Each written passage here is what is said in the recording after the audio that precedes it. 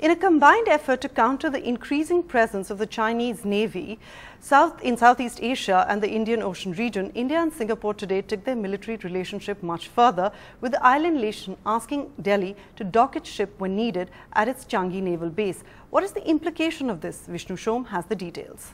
Well, this means that the Indian Navy ships sailing through the disputed South China Sea or in the eastern waters of the Andaman Sea will be able to refuel, restock and, if needed, rearm at Singapore's latest naval base. This means that the Indian Navy will be able to directly engage Singaporean authorities when they need to use their base, unlike the present structure where a request has to be sourced from the Indian Navy to the government of Singapore through the Defence Ministry and then the External Affairs Ministry, a process that can take weeks if political clearances need to be obtained in Singapore. This is what Singapore now says.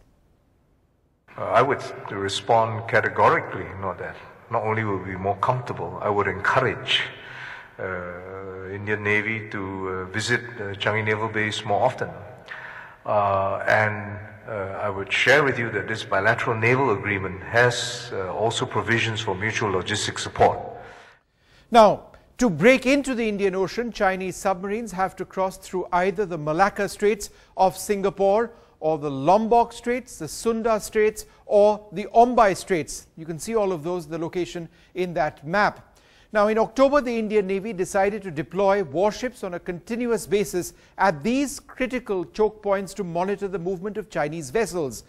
The availability of an extra base at Changi in Singapore will now give the Navy flexibility to keep up this deployment.